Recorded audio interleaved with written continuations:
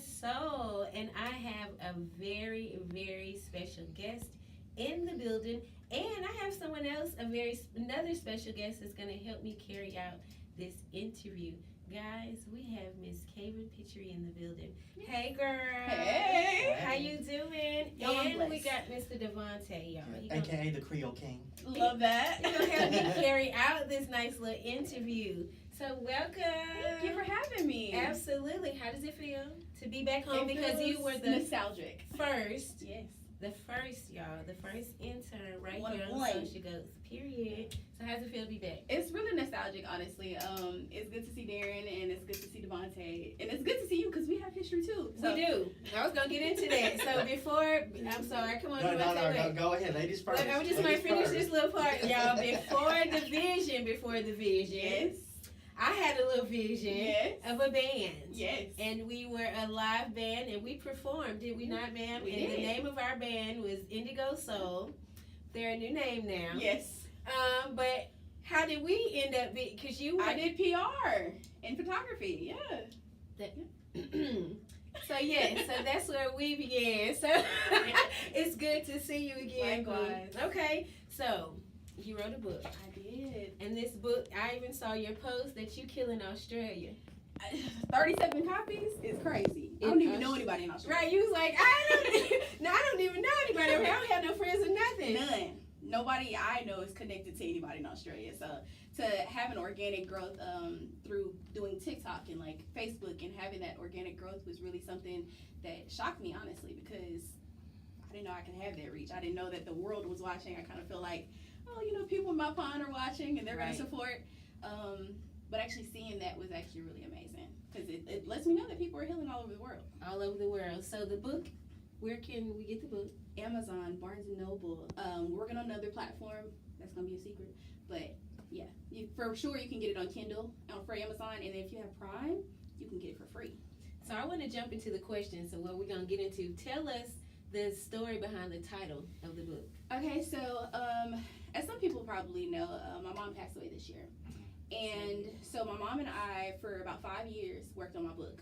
So I had a different title for this book, which I'm going to put out the other parts of that book that I was writing later in the year. Okay. So it's going to be a part 2? Kind of like a follow-up, but more so less about my mom, but more about me and my healing and coming into my adulthood. Okay. But for me, it was a kind of a send-off for my mom. Because being that she passed away in a house fire, it was a abrupt thing. And so what I did was I took what she and I wrote together, and I also added on how I'm processing grief and how I am dealing with the aftershock. Like, what is left? How do I manage life without her? Because anybody that knows me knows that my mama was everything. Like, she taught me how to cook. She was like the center of my catering business.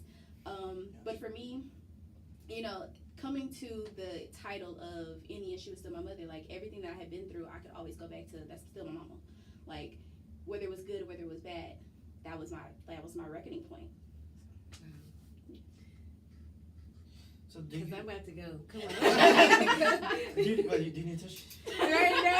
I'm ready to dig, honey. Hold on, I'm right. Yeah. Come on. So, Bessie, it's so great to see you here. Likewise. Guys, I just want to make sure y'all see the queen right over here. I hadn't seen her in so long. So, one of my questions is about your relationship with your mother, being that she has passed. There's a lot of people who have lost their mother. I mean, we got 2 in this room. I have some friends of mine who lost their mother like 20, 30 years ago and still don't know how to process it. So, is there any advice or tools that you have that is getting you through each and every day to help people? Because like I told Renata, like y'all's circumstance with y'all's mother passing is different, but it's still the same. Yeah. One's not bigger than the other. Yeah. So how can you help anybody out there who's still grieving about their mother to get through every single day? Because I know there are times you don't want to get up. Yeah. I know there are times where you're just like, I can't do this no more, but you're her legacy at the end of the day, and she needs to live through you. Absolutely. So what is your strengths on how you can help anybody get through the passing of their mother day by day? That's a great question. I would say something that was pivotal for me that somebody told me was give yourself grace. Give yourself grace because grief isn't like right here, right now. It's not a let's fix it now. It's linear. It's good. It's a journey. You're gonna have dips and valleys, and you're gonna have rises and falls.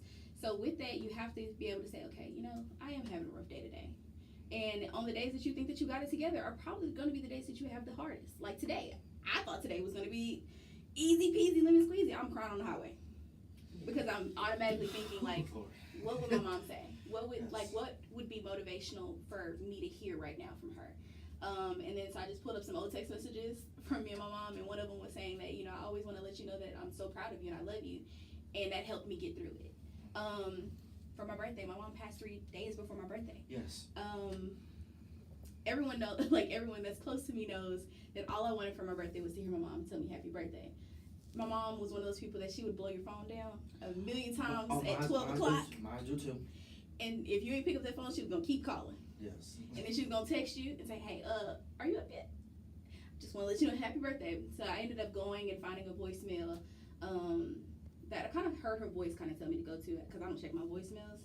And in the voicemail, clear as day, she was, happy birthday, princess. I love you. God bless you. And it brought me to tears. But I would say for anybody that is going through grief of a parent, period, give yourself grace. Walk in that grace. Know that it's not going to get easier. It's just going to feel better. Eventually, you're going to get to a point where it's like, okay, I found my legs. I can kind of walk without them. You're never going to forget their lessons. You're never going to forget their voice. You're never going to forget their smile, their anything. You just have to know that you have to carry those memories with you. Right. And pass them down. Right, absolutely. I know that Shreveport, because of the situation with your mother passing, some people in those type of situations, they find it as a bad memory coming back here. So, with that being said, since you're here now, and you got your whole village with you, are we going to start seeing you a lot more? Are you going to, is the city I'll be in the city a little bit. Okay. So the city I'm in a little bit. Okay, so you're not fully gone from the city, because the city still needs you here. Absolutely. The city, your community will still need you here. So I know you're going to be traveling a lot, but we will. This will always be home. So okay. Definitely when Social Goes knows, I don't care if I get New York Times bestseller, I'm speaking it into existence. Yes. I don't care. As long as, when Darren calls, okay, I'm running. Okay. Like, I think for me coming back here, it's definitely at first, when I first was grieving, the initial loss, it was I'm never coming back here. Like, I can't do that. And that's natural. That's natural. That's supposed to be exactly expected. And so, now coming back, it was like telling my friend, I was like, oh, that's where this happened, and then this happened here. It just reminded me of my mom so much more, and I can still feel her presence here in the city. So I want to get into the book. I got some questions about your mom. Okay. So I read that she was in a pageant, Mm-hmm. and she won that pageant. Yes. So at what part do you think the breakdown for her began? So in the book, I break down her battle with love, Mm-hmm. and her conceptualizing what love is and what it actually felt like and what genuine love would feel like. Right. Prior to her winning that pageant, her father had actually exposed her to her first drug. And so it was marijuana, and it actually was in a period where, I don't mention this in the book, but a period where she was actually being molested. Oh. And so it was a way that a father was trying to help his child cope, but he didn't have the tools and the proper knowledge to give his child. And so on the side of her grandmother's house, he gave her her first joint, and it became a gateway drug. Eventually my grandmother was like, hello, what is this? What are we doing? And helped her get back straight. So then she ends up being the first Black freshman made at her high school. And that's where she ended up kind of turning her life a bit, and things started getting brighter for her. And then 2 years later, here comes my brother. So it's a beautiful journey that my mom has, that's not just one that's like a monolith. Like, she has so many different aspects that were just so many layers, like an onion. You just had to peel it back and dissect it to understand exactly who she was. And for me to do that, I had to do that so I could understand me. And so where did the trauma start for you? Because even you say in your book that, and you can tell that you love your mom and you wanted to be there for her, but the title of the book is, in the end, she was still my mom. So where did the trauma start with you? Like her past of not loving herself and not being accepted and rejected all the time. Where did that click for you to where it like really triggered you? Yeah. So for me, I would say the point that kind of made me wake up and realize that I had to give myself an antidote to my own issues that I was going through with my mom. So for me, it was roughly about age 16. So I ended up coming to live with my mom at 15 after my grandmother had passed at 13. And my sister raised me for 2 years, my oldest sister. And so once that became too much for my older sister, she was only like 21, 22. Oh, wow. So that was a lot. And then she had a 6-month-old baby. So that was a lot trying to raise your little sister. And you also had another sister that was at Grambling trying to get her first year of college done. So it was just so much that was a burden on my sister that I eventually just realized, like, okay, it's probably best that I go live with my mom. Like, I don't really want to, but kind of got to do what I got to do. Right. So I ended up going and living with my mom, and our first actual interaction of, like, living there for a week was not pleasant. She felt like I was being disrespectful. And I was like, no, I'm just kind of speaking up for myself. You're not gonna like talk to me crazy. Being that I had lived with her mom, who was very nurturing, very God-filled, and she would like pour into you. She would see your gift and pour into it. So with my mom, I ended up just being like, no, this is not what we're doing. This is not what we're doing. I don't like this. I became very rebellious. And so because she told me I was disrespectful, I became disrespectful. Right. And so that led to my mom start trauma dumping everything. So being that I had to watch my mom be stabbed by her husband at the time and be abused by her husband, and I'm going through this all while still in high school, still trying to figure out the world. And I began to kind of recluse and just go within myself. And I became a shell of who I was. I went on to autopilot. But in the book, I also talk about my best friend, Richard, who lived across the street. I would text him in the middle of the night and be like, hey, can you come outside? I just need somebody to talk to. Right. And he would never, like, he only had one time that he never could come up. And any other time, we'd walk to the park in our neighborhood, right there in Bossier, and we would talk till the sun came up, and then it'd be like almost 6 o'clock, and we'd say, ooh. Shout out to you, Richard. He's deployed right now. Shout out to you, Richard. Yes, so he's in the Navy, but he's deployed. Oh, Team Navy. Yes. That's where I plan to go, Team Navy. But he, we would talk, and then he would say, ooh, it's time for us to get ready for school. We have to go catch the bus. So we'd run back to our houses, put on our school clothes, and then walk to the bus stop and go to school. That's a friend. Yes. And to this day, he's the same way. Like, if I call him and say, look, I need you to fly from Africa to America tonight, he's going to be like, okay, what? For what? What am I doing? And I'll say, I just need to see you. He's going to come. Like, he's that friend that's always going to be there for you. So he was your guardian angel. 1,000%. When you was a baby. 1,000%. He definitely had my back in a lot of ways. And one of the things I can say is that he never changed how he treated my mom. And to the, like, probably 2 weeks before she passed, actually, she was like, hey, haven't heard from Richard in a while. You know, tell my baby I said hello. That was her baby. She didn't see him any other way because he didn't treat her any other way. But yeah, so that was my time where I realized, oh, you have more issues that we didn't talk about. And so I would actually ask my mom, like, hey, can we talk about that? What happened? And sometimes she would get into it, and we'd actually talk and have lengthy conversations, and we'd get to a point where she's like, ooh, I just can't keep talking about this. Right. And we'd get dark. Yeah, a lot of people in the black community may not really understand this, but growing up, we were always taught, like, what happens in this household stays in the household. Yes. And some people just didn't want to talk about their issues because, like, it's nothing for you to worry about and just sweep it under the rug. Yeah. That's not necessarily a healthy thing. So I appreciate you being kind of vulnerable and wanting to talk about how you at least made the attempt to want to talk to your mother about her issues, because I hate to say it, but when you have these type of issues and you don't talk about it, you're becoming a victim yourself. And the cycle still continues on. It's a never ending cycle. So knowing all of this now with you as a baby, it seemed like you had to grow up a lot faster than normal. Yeah. You know, like, you had all these things, all these cards that you had to dealt with. You know, you can't control the cards that God gives you, but you're the dealer. You know, you could know how to get a royal flush when you're playing. You know what I'm saying?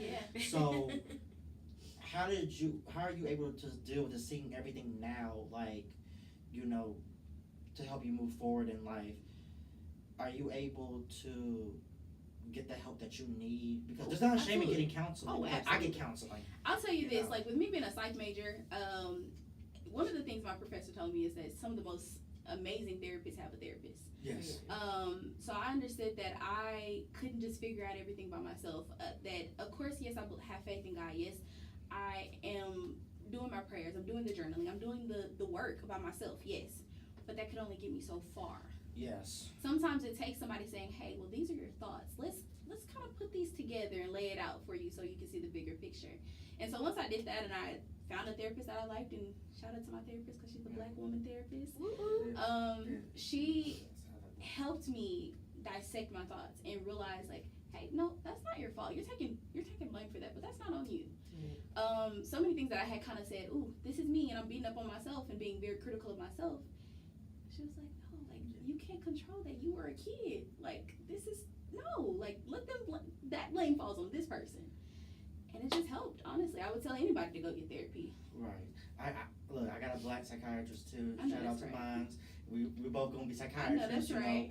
So, and he told me that don't think your issues aren't important, no matter how big or small. Yeah. They all are major issues. So, I appreciate you for even sharing that, Oh, because absolutely. you're gonna help a lot of people that are having a lot of mental issues and traumas in their life. You know, you're speaking your story is gonna actually build a bridge for them. So, thank you for sharing that. Absolutely. Thank you. So my question, when you and I met each other, Yes. and you were just great, by the way. Thank you. I really enjoyed working with you. At what part in your journey were you in realization to, that this is dysfunctional? I need to try to heal from this. Mm-hmm. Where were you at in that time? When it began to manifest in relationships, in friendships. So when it started to show up in like platonic and romantic relationships. Yes. So even in romantic relationships, sometimes you have that disconnect in relationships where you're like, oh, it's a power dynamic, and now we got to talk about this. Right. And at the time, I was just like, I didn't know how to digest that. I didn't know how to say, hey, this is what I'm actually feeling. This is what I'm thinking. But instead, I'd say, I don't want to talk. Like, bag Push it. everybody away. Yes. Get away from me. Let me deal with it with myself. Yes. Let's go here. Because Kavin is safe with Kavin. Right. Right. And so if I can keep my thoughts with me, I can't hurt you. But in actuality, It was hurting you because you weren't healing. And it was hurting the other person because they felt like they could help me and they couldn't. Yes. And so it's just one of those things, like, even with friends, it made me say, hey, I can't talk to you right now. Like, or exploding, saying, why are you in my business? And the whole time they just wanted to say, hey, like, I see you're suffocating. I see you're drowning. Here's a lifeline. Yes. And so a lot of times you have to come to that realization of like, hey, everybody's not your enemy. Right. Not everybody's out to get you. Not everybody's out to abuse you. Not everybody's out to be something that's going to hold you back to your past. That's true. Yeah. And when I met you at that time, I was beginning to tell my story. Wow. So, like you, I go to Atlanta. Yeah. Because I had so much dysfunction growing up with my mom and just the things surrounding that. So, yeah, my safe haven was Atlanta. Okay. And me meeting you was a time that God was telling me to get here. Yes. So that I could start my healing journal and my healing process. So that's where I was at the time of meeting you. And honestly, you would have never known that. Like, the way you carried yourself was so strong and, like, this is who I am. Girl, you hear you? I'm showing up in this room. Period. And you like me, you don't. And it was very unapologetic. Yes. And I think that it's beautiful to see how it blossomed now. Yes. So, yeah. And I can't wait to see that for you. Thank you. Once you finally you're secure, you understand the math is mathing for you right now. Okay. I love that you're healing. And then you in green, which is my favorite, y'all. Green is my favorite color. Shout out to the Black Queens right over here. Man, Okay. So, another question for me. How has this changed you moving forward in relationships? So, from that point to now, I would say that I give people a lot more grace. I give people a lot more of I lose expectations. Because even when you have set expectations for yourself, you can't meet them. Exactly. So why would you put expectations on other people? Yeah. And they not meeting their expectations either. So I had to look at it from a God lens and say, God doesn't expect us to be perfect. Nope. Why should I expect you to be But perfect? you did say give people grace. Which, that's gonna be the word of the day, y'all. Grace. Grace. Yes. You've been saying that word a lot today. Yes, I mean because that is the one thing that I can say has allowed me to get through a lot of it. Because I had to say, hey, look, come on, like. You have to extend grace because even in the word, and I believe that is my thing too. God, we ask Him when we pray, oh Lord, for your mercy and your grace and your kindness and all this jazz, right? Mm-hmm. And He gives it to us. Yeah.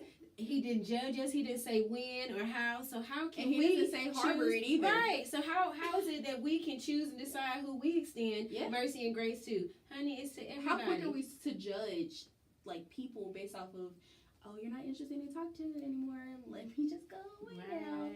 But that is not how it's supposed to be. Exactly. We're supposed to be able to talk to people and build community with people. Even if we have different opinions, we have to be able to walk in community because who you know may not be who I know. Right. But I might need the people that you know. And vice versa. And you can walk in the rooms and say, hey, I'm so-and-so's friend. Yeah. Yes. Oh, they told me everything I need to know about you. Right. And they can vouch for you. Right. And that's one of the things that happened with Social Goats. Like, Yes. it became a platform for me, and honestly, I was able to meet a lot of amazing people along the way. Shout out to the CEO of Social Goals, right over here. So I have a tearjerker. Okay. And I brought this. I'm like, we might try I today. I didn't do waterproof mascara, but we're gonna work with it. I'm trying to hold back myself. Okay. Oh, Lord. So when your mother passed, Yes. in that fire, that moment, that day, and it was graduation time for you? So no, I was actually at work. Okay. So a lot of people know that I'm a child therapist. I work with autistic children. I was actually at work. My sister texted me and she said, hey, Candace's house was on fire. And that's all she had. That's all the news that we had because her neighbor had called my sister. And so I stepped out of my classroom. I was like, what do you mean she had a fire? Like, what? What are you talking about? And I go out, I call her. She's like, well, yeah, the neighbor said that the house was on fire, but they said that she took her out in the ambulance. So they said that she was alive and she was breathing. That's all I know. 20 minutes go by. At this point, I'm telling my boss, hey, look, don't know what you're going to do with this kid. Kind of need you to figure it out. Right. But I'm gone. Right. I have to get on the road now.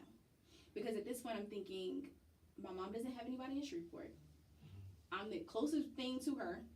So let me go ahead and go pick her up because now she has nothing. So I'm thinking, now she got to come live with me. I get to my house. My brother-in-law calls me and says, hey, anybody tell you? I said, tell me what? What are you talking about? He was like, yeah, she's gone. I said, Gone where? I said, stop playing. This is the cruel joke. Why would you play like that? Right. I hung his phone. He texted me back. He said, hey, I'll be at your house in 10 minutes. Pack a bag.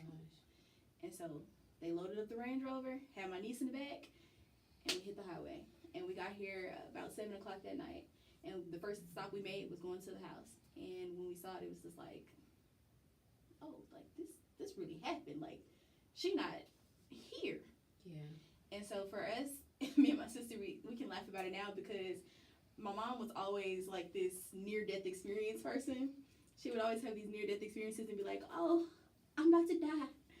And so she would, or she would joke about like, oh, I almost died having you. And like, that was her running joke, but it was lighthearted. Like Fred Sanford. Yeah. Yeah.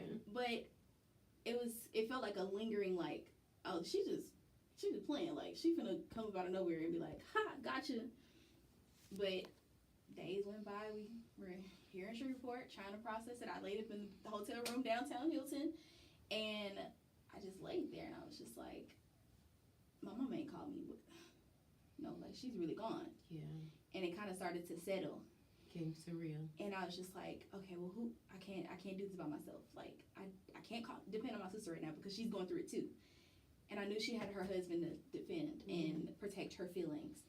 And so I just sent out like mass text messages to my friends that were still here in Shreveport. And I was like, hey, this is the hotel room I'm in. If you feel like coming, you can come.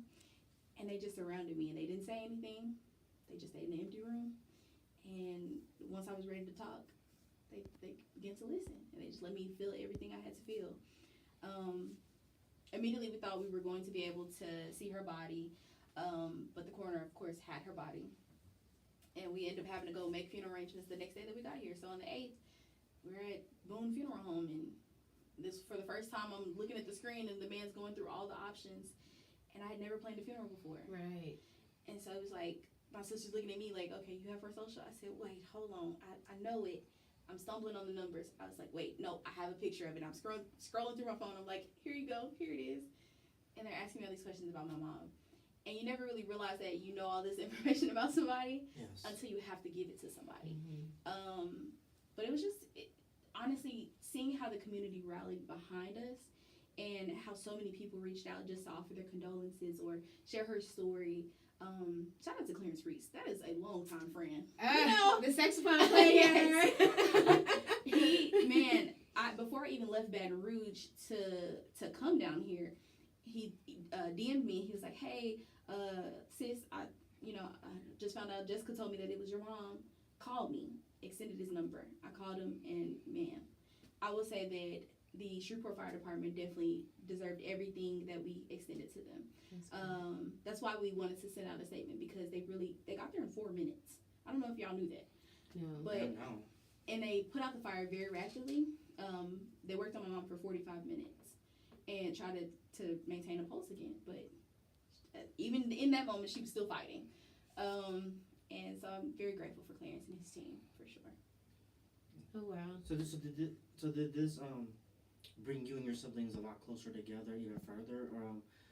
I hate that these type of tragedies do that to siblings, because they shouldn't have to take that to make y'all close. But did it in a way, your mother's passing just graced y'all to come together? So it actually did the opposite. So for us, we grew up very close knit. I'm the baby of 4, and so my brother was in Chicago, and he wasn't able to come down due to like work, and like he just couldn't come down. Then I have a sister that drives trucks, and then I have a sister that's an attorney. Shout out injured person he called Burgundy. But it, for a while, it was I don't know how to like help you, because I'm going through it too. So we're just gonna walk on eggshells, kind of. And then eventually, my sister, when we did eventually have time to come and see her body, and it was released for the last time before we cremated her, my sister was standing over her body, and I was walking into the chapel, and I was just like, oh, I can't do this. Just go back in your car, turn around, just go back home. It's fine. Like, this isn't real. This isn't happening. If you don't look at it, it's not happening. And this is me telling myself this. And I see my sister just peacefully rubbing our mom's face and like processing it. And I'm like, good. Like, feel like somebody punched me in my stomach. And I proceed to walk down the aisle, and I stopped before I could even like look at her in the face. And I turned to the other. I was like, nope. And my sister walks over, and she's like, come on, just talk to her. Just in the big sister fashion that she always has. So for a while, it kind of divided us, because we had to process it in our own way.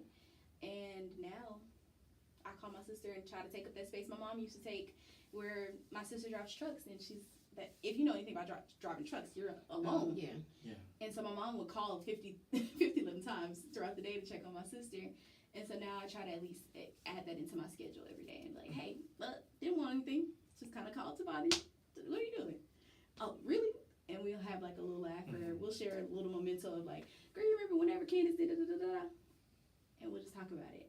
And then my other sister, being that she lives right in Baton Rouge with me, I'll go over there sometimes, and I'll say, hey, what are you doing? You want to watch that Real Housewives? And we'll just kind of sit, and then her daughter comes in, and she's a fireball by herself. But yeah, and then even my brother, like, we just kind of give him his space. He's the oldest, and he's kind of like, I'm the daddy, y'all the Temptations, y'all can do what I say. And so we let him have his space, because he doesn't allow us to see him cry. So he's very strong in that way. Oh. Yeah. Otis, tell Otis don't be like that. Let people come and see you too, Otis. So by you being a psychologist right now, so I do just child therapy. So I'm basically a behavior therapist. Okay, so you know the concept and dynamics of how to heal yourself, or what to look for in triggers. Yeah. How did that help you heal with your process before even going? So did you see counseling after that, or were you still in school at the time? How did that you being in school This and was your a lot. degree help? So with me working through it, honestly, I think I never gave myself a chance to kind of say, "Hey, what's triggering you right now?" And so a lot of people know, like a week after my mom passed, I was back at work because I couldn't So you didn't. I just kind of like dove back in. Yes. But when it hit, it hit. Oh yes. And I was talking to a parent one day, and she said something that just like, and I was like, okay, absolutely, go ahead and sign it. Great. I went to the bathroom, and I just like, oh boy, hands in face. So did you eventually give yourself grace? I did. So it, like I said, grief is like, it's a journey. You have to go through it. I'm triggered by things like for the first time after my mom passed, I saw somebody have her middle name on the back of her truck, and she doesn't have a usual middle name, which is Lejeune. And so when I saw it, I looked up from my phone. Obviously, I was texting and driving. And I was like, I looked up from my phone, and I was at the red light, and I looked up. I said, I just dropped my phone, and I just started crying. And I called my sister. I said, I just saw her middle name, and they're like, come on, like, bro, get serious. Like, why are you crying? And so they know me as the baby sister, but I'm also like the crybaby of the family. I'm very emotional, and so me feeling it, I felt it a whole lot different than my siblings. And they processed it in their way right then and there. I'm like, let it marinate, and then let's kind of talk about it now. But it definitely, once I realized my triggers and realized what was going to trigger me, I was able to say, okay, let's navigate this journey. Let's figure out, okay, this is too much to deal with right now. Let's table this. Let's deal with this over here. Yeah. And so now I'm able to freely talk about my mom and not break out in tears. Right. Well, I will say, I know that she is proud of you right now, of the young woman that you are. Thank you. I know it's not going to be easy, but I do know that she is still there with you because she can live through you and see your growth and see your accomplishments every single day. So you should definitely give yourself a round of applause because she did an amazing job. She did an amazing job of giving birth to this beautiful black queen. Thank you. I say my parents did their best one. Yes. My parents did their biggest when they had me. Do you need tissue? No. So what will the Kavin of today, the one that's sitting right here, being interviewed, what will you say to that little girl at that ring ceremony? Oh, man. Okay. Wow. That version of me wanted to, like, not be here. She felt invisible. I would say that keep going. It's not going to get easy. It's going to be a little bit tough. But eventually you make it out to the other side. And then it becomes easy. I would tell her that don't focus on the now. Don't focus on who's not showing up. Focus on who did. Right. And relish and enjoy those people because that's your village. That's your community. Learn to build community with the people that are showing up for you every day.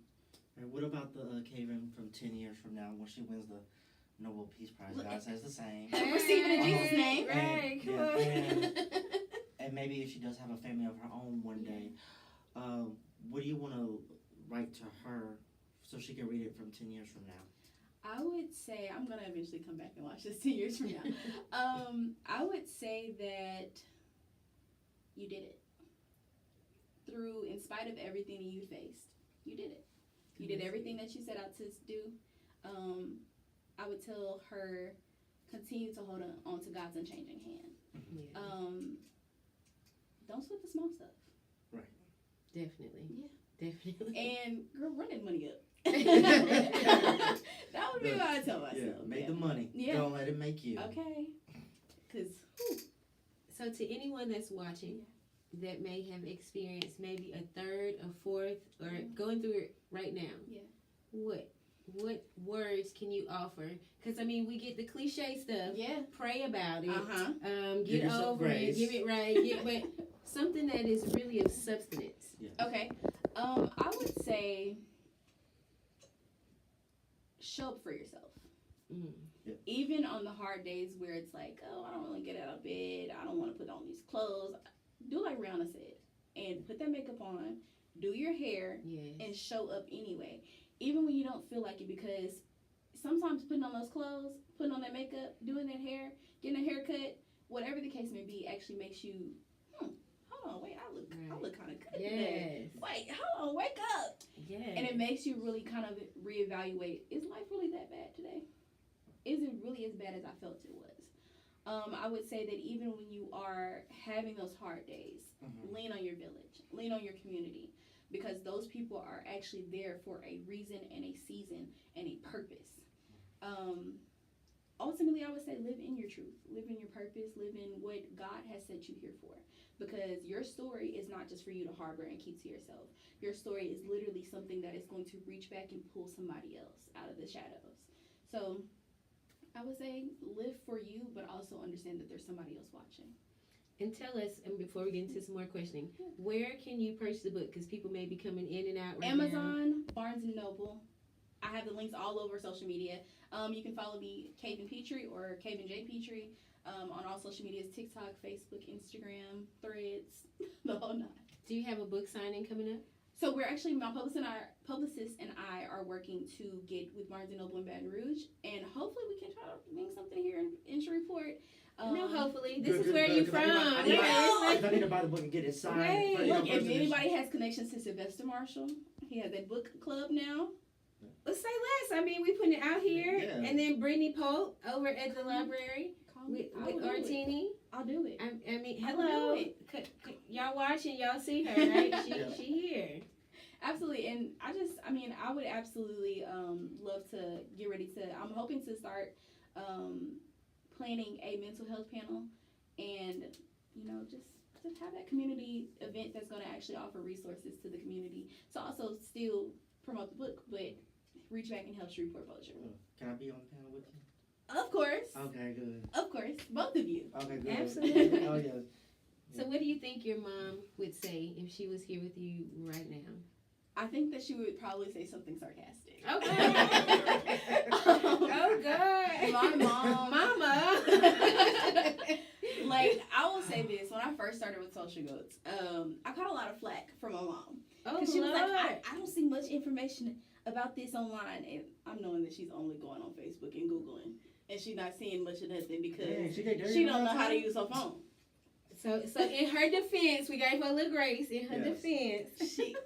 She didn't know because she didn't know where to look. Right. And so she would see me running out the door, and I'm like, I gotta go help with this interview. And she's like, girl, are you making any money? And I'm like, no, I'm an intern. I don't make money. Right. I think now she would say, that kind of worked out. Now you're being interviewed. I think that my mom would tell me that she's very proud of me. I think that she would call me the nickname that she already called me. I think that she would probably make some little snarky joke that would make me go, girl, be so for real. Like, get serious. And I think that we would just laugh about it. And has this book actually brought you any closure? Oh, absolutely. To that side of her that brought you so much pain? I think that I had to grieve my mom before she even passed. I had to grieve the versions of her that I hoped she would be. That's deep. My mom was not this person that was just like this villain. Like she had her rises and falls. And I would say that my mom had more memories that were positive now because they were lessons that I learned. So one of the things that my mom would tell people all the time is, yeah, my kids say I might have not showed up the way that they needed me to, but one thing they tell you is that they know how to hustle. Yeah. And my mom taught us how to survive. My mom taught us how to have thick skin and how to not take no junk from anybody and allow people to be exactly who they are. And if they paint their first picture, let them paint that one picture. And if you don't like the picture, you don't have to be there. Yep. So yeah, I had to learn how to like grieve her right in real time and stop expecting her to show up in a way that she couldn't. She didn't know how. And you said in the book there was some drugs.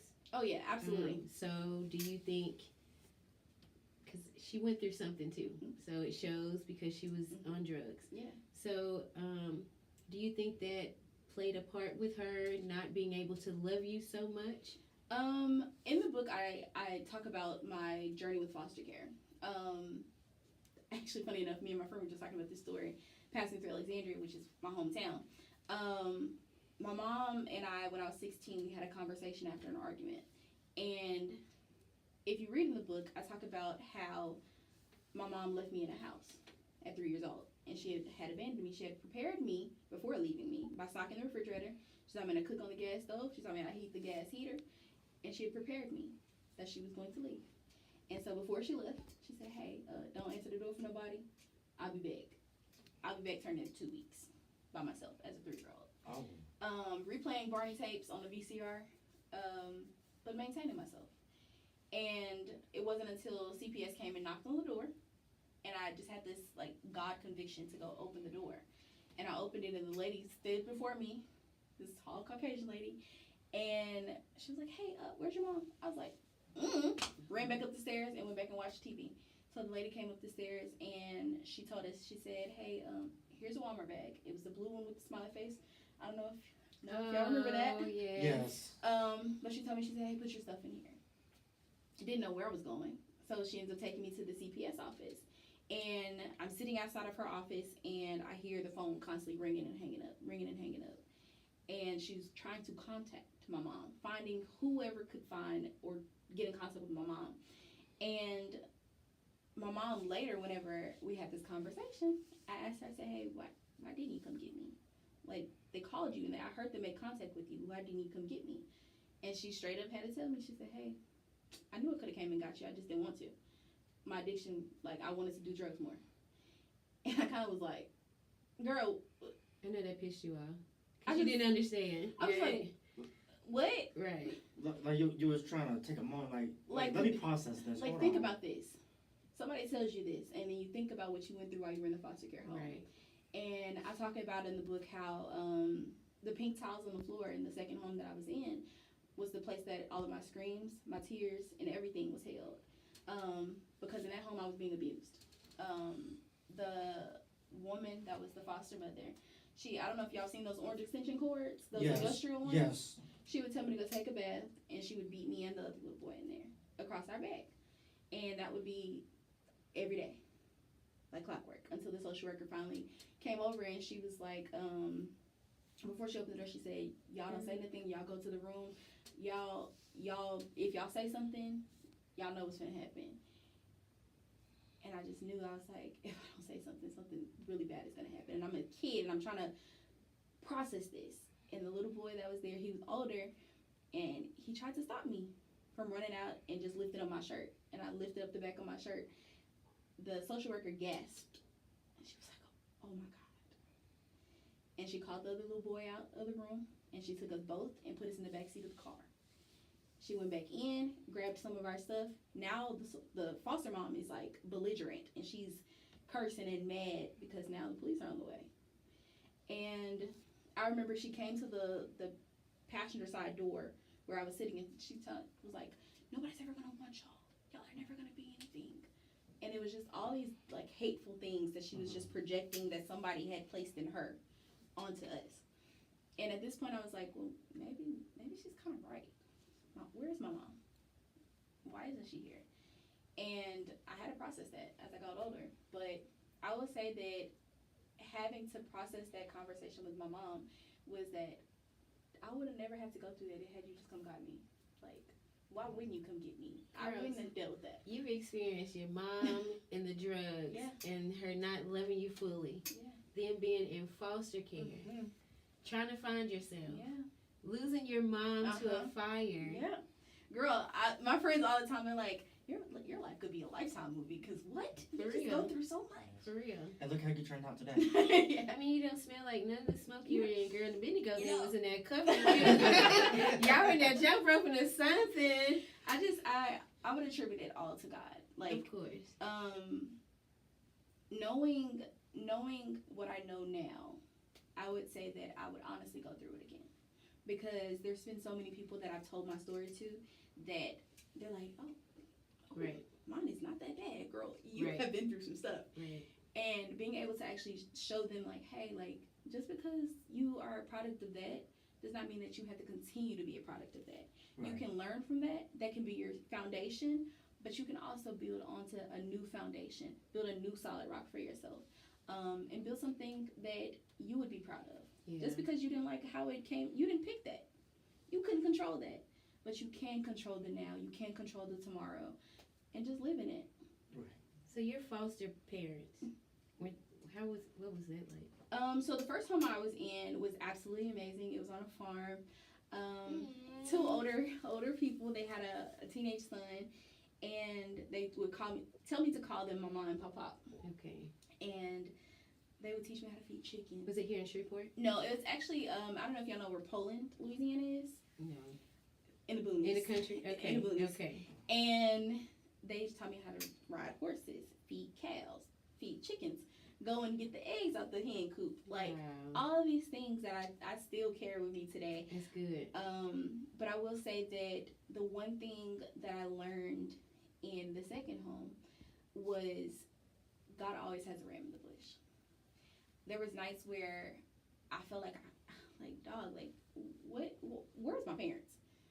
And those nights where I would be almost beaten really bad. Yeah. The other little boy in there would come lay his whole body across my back so that he could take the lashings. And we actually got really, really close later down the line on MySpace. And we had reconnected, and we talked about our lives. And so I found out that he was still in the system. And when he turned 16, he actually chose to walk in the Red River and commit suicide. So. Oh my. Yeah, because he never stopped experiencing abuse. So every foster home that he had, it was something, whether it was being raped, whether it was being molested, whether it was being force-fed drugs, And different it's so things. Unfortunate that we do have people like that. And so one of the things I can say is I learned a lot from him. I learned a lot about his resilience. Yes, the outcome was not what I would have preferred for him, but he found peace in that. And I think for him, even though he chose to commit suicide, that was his way of releasing everything that he had been through. And he finally had found that peace and the solidarity of like, okay, now it doesn't feel painful anymore. I'm in a place where I can't be painful or hurt. So yeah, it's a lot, honestly. Yeah. And now that you work with children, how do you feel about the child system? Being that you were in it and you work with kids, there's so much that I can say.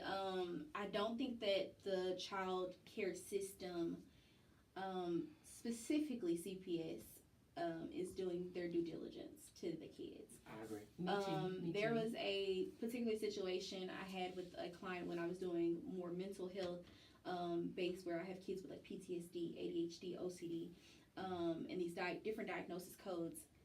And this particular child, this was her first day with me. And it did not end the way I thought it was going to end. Yeah.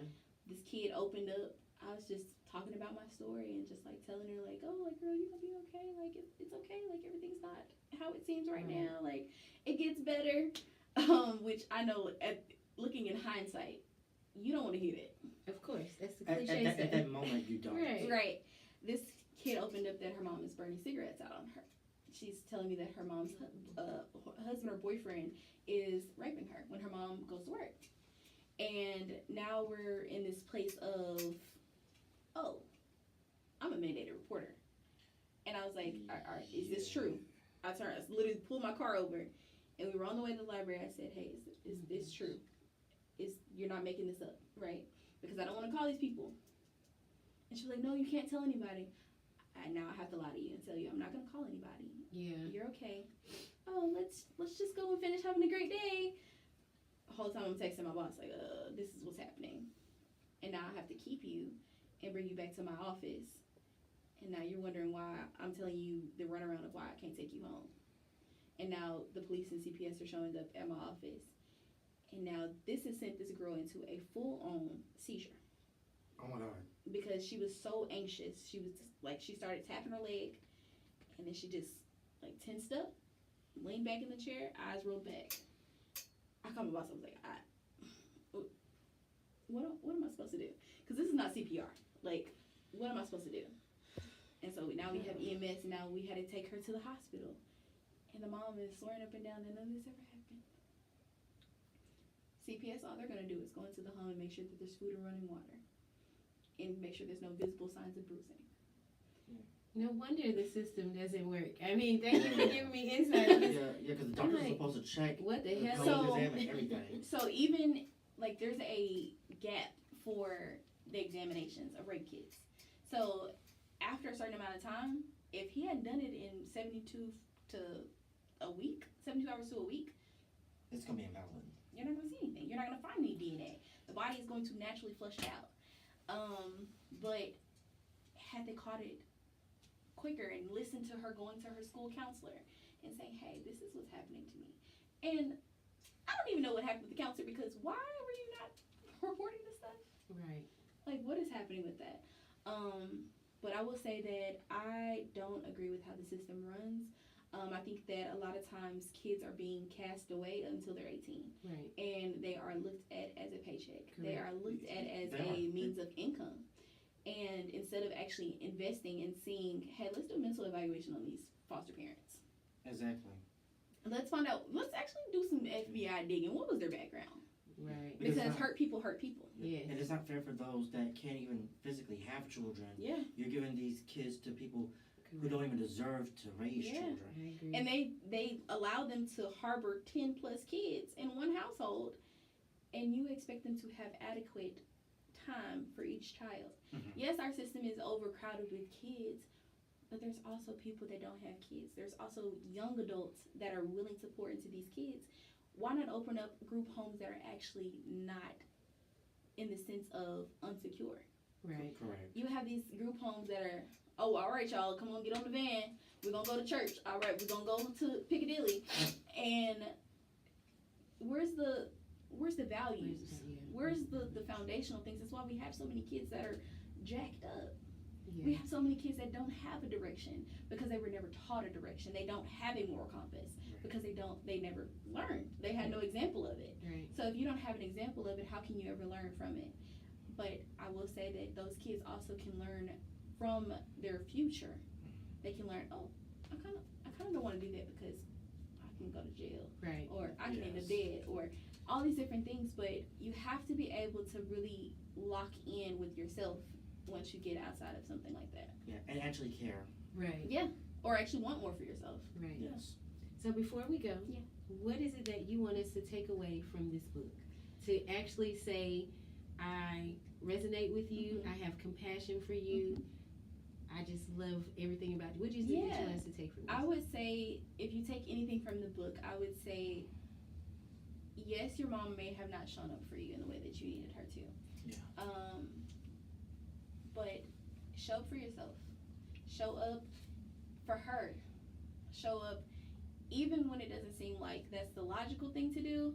I'm not in no way telling you to stay around where you're being traumatized, but take it with a grain of salt. Yeah. See your journey, write down your journey, and proceed forward. And And give know that yourself you can. grace. Give yourself Absolutely. grace. Come Grace. on. Guys, go and follow Miss Kavin Pitre. Go and get this book. It's on Amazon. It's everywhere. I'm just saying. What's up, Shreveport? I'm your girl, Renada Soul, and I have my special co-host. The Creole King right over here.